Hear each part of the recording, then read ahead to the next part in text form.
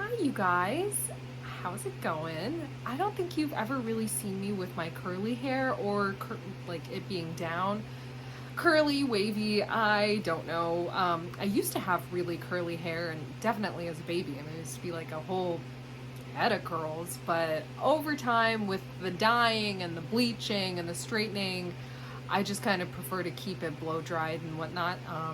But yeah, I mean, it's Monday. I have nowhere really to be other than just like doing my work. I don't have a reason to glam up, and I'm here. And you know what? Like, I don't hate my curly hair as much anymore. I used to be so against it. Like, I felt like I was a completely different person, or it really just kind of took away from focused on me or whatever. And I have my curly hair, but I kind of like it. I think it's pretty, and it makes me feel happy. So that's what matters most, right? Anyway, so I started this recent segment of reading poetry on camera, and I have a piece that I'd like to share with you. However, it is definitely a prose. It is just what I'm going to read in front of me is a fat paragraph anyway. It's particularly about how male-centric values impede on every facet of our existence. Particularly, I discuss apparel, but I think it speaks on something much larger, and it really is a subject that I am passionate about. Just misogyny, the patriarchy. I've always been very passionate about it. Well, not really in comparison to any other human rights related movement. There's no real comparison to it or competition, but I, being a woman, have endured a lot of unnecessary expectations and limitations that I feel the need to express because, you know, I don't know, honestly, there is no original perspective that I have to offer. If anything, this is my contribution to the unity of this subject. But anyway, I will go ahead and read it. The atrocity of apparel is the stiletto's opinion of itself, begging to be of any appeal, defining womanhood through abolishment of functional matriarchy and reinforcing the concept of a woman being nothing more than ornamental. How is it that beauty is pain?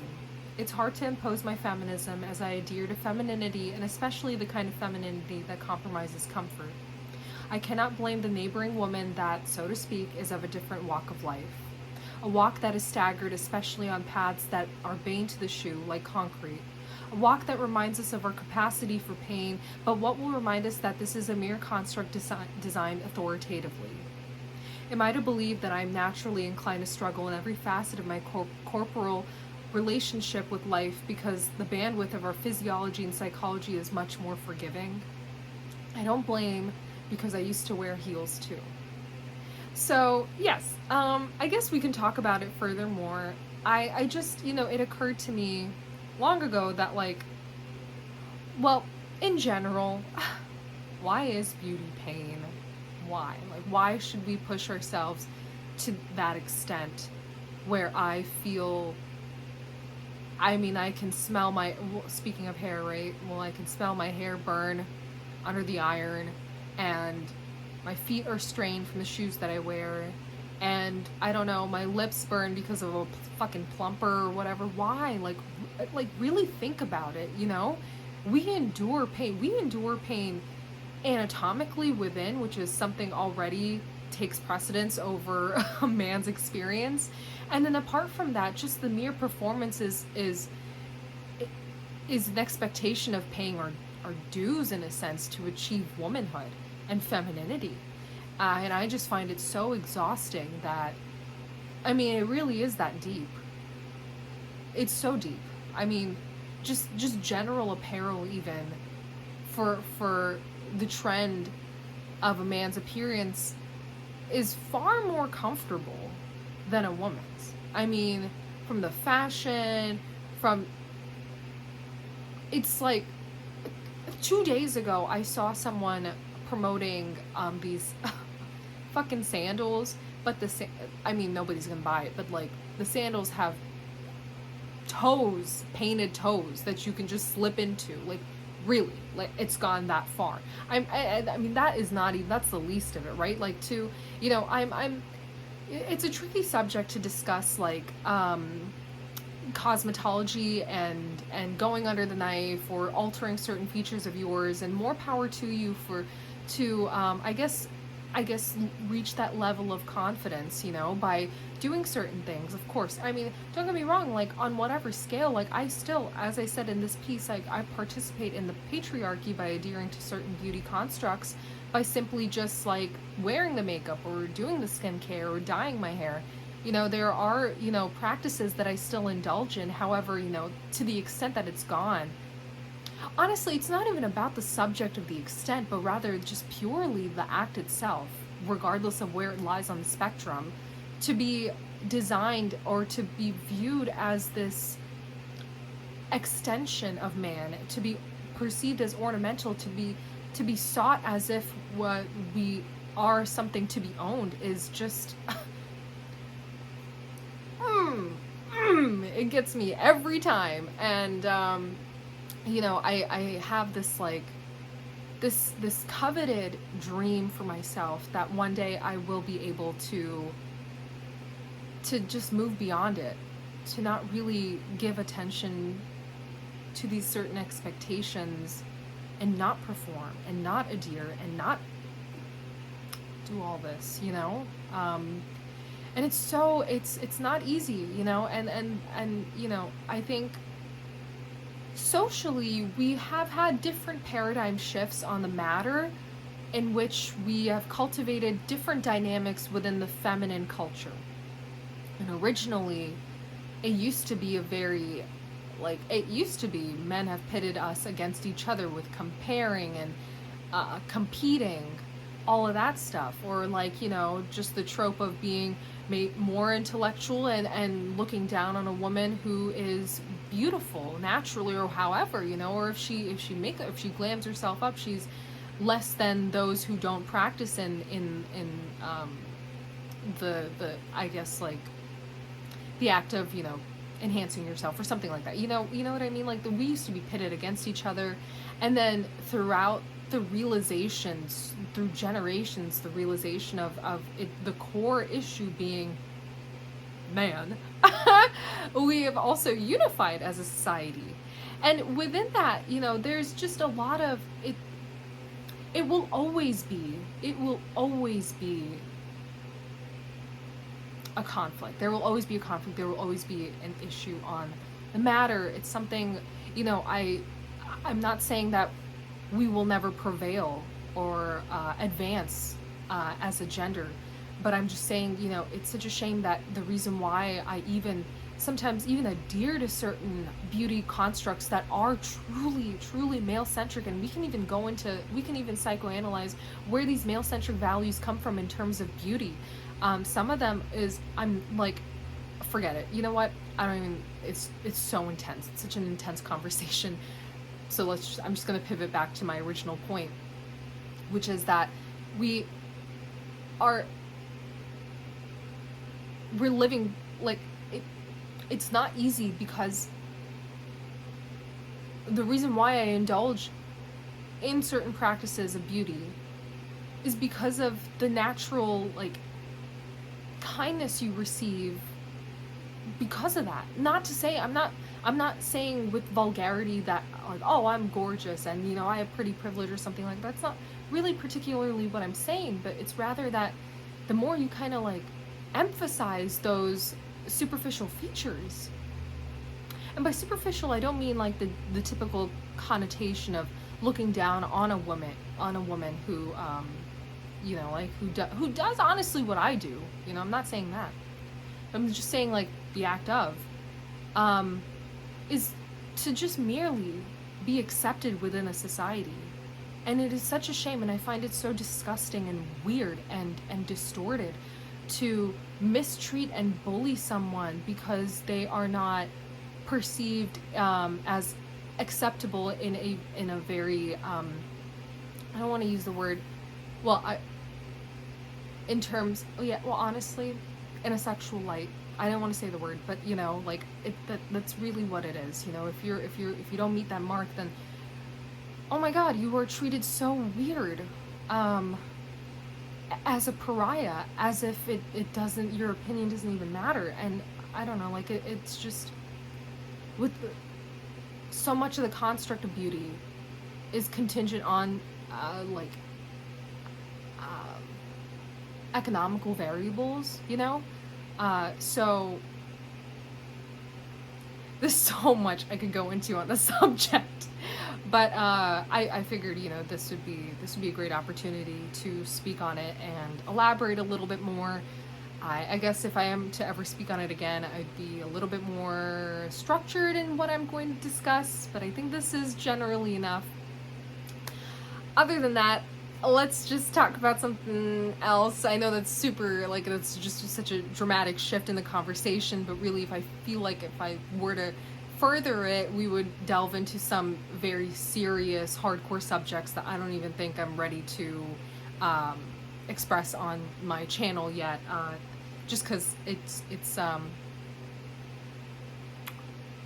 harsh terms, harsh terminologies, you know, so I don't know, but in due time. And yeah, so anyway, when it comes to writing prose and poetry, this is the kind of stuff that I like to talk about, because I am, especially in this period of my life, quite observational of what I do and how I live, and what I perceive as my version of womanhood and the battle I'm fighting within, you know? And it's not easy for every woman. It's never been easy for us. Like I was saying, you know, like, to be even treated kindly as a woman is contingent on what your appearance is. So it's so not easy for us. And I mean, it's a reality in which, you know, there are I guess, like, this whole process of learning your own version of feminism is a journey, and that journey is comprised of a multitude of battles.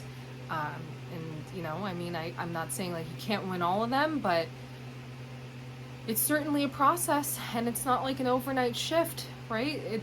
There's a lot to it. It's very nuanced, and it's interlocked with how the, like, social dynamics even, you know, and how we are raised and how it affected our psychology to begin with. I mean, for me to be, I guess, made aware of how important this characteristic is going to be in my life has dictated so much of me, especially in my adolescence, and how I view my worth. I am in pursuit of kind of compartmentalizing the two, where my worth is not contingent on how I look, you know?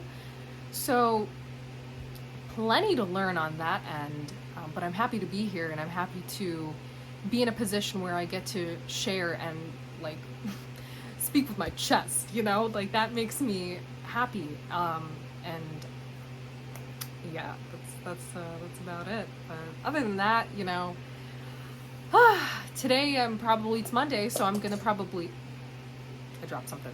I'm gonna probably spend it, well, I had therapy. My therapist was like, honey, you need to take a break. You need to take it easy on the writing. But if I'm being so honest, I have one deadline due, so I gotta write a pilot for that. And then, I could take my break right after, but do I want to? I don't know, because I have a feature that I'm thinking of too, and I want to get it out there. I want to just write it out. I think the premise I have for it is so cleanly structured and thorough that I know what my scenes are going to be, and I can just bang it out real fast.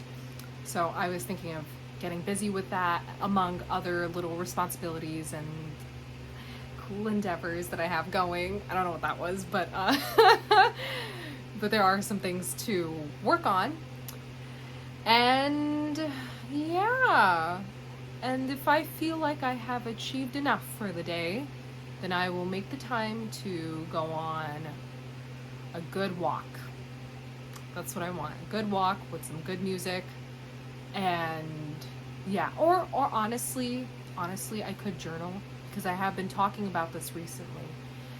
And I honestly am kind of recalibrating in terms of my self-worth one of the, I guess, redefining moments was understanding that, you know, my looks aren't based in my self-value. And I mean, everybody learns at their own pace, and maybe I blossomed a little late in regard to that, but I am learning that. And then apart from that subject, I think, you know, I also need to understand that my worth isn't contingent on the amount of productivity or the fucking scripts that I'm pumping out, or I've achieved this, or I've gotten to this festival or this program, you know, like it's in due time, I think. Holy shit, I can't believe I'm saying this because I used to find it so stupid, but like what's meant for me will happen, you know. I lean more of a skeptic. I love the notion and the concept of spirituality, but when it comes down to it, I have a major issue with control, and and so it's hard for me to find balance between the two variables. So that being said, I need to learn. I need to learn how to be patient. I need to learn how to take it easy, and I need to learn how to love myself. Like really, like what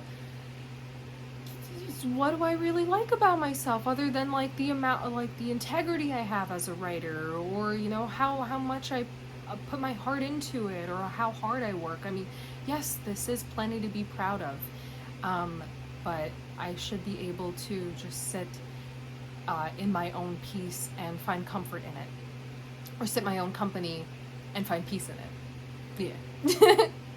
So that's about it. Thank you so much for listening. I hope you have a wonderful rest of your day, evening, rest of your week, and I will see you later. Oh, I guess we're really doing that now. I'm gonna do the kiss now, I guess, but yeah, okay, bye.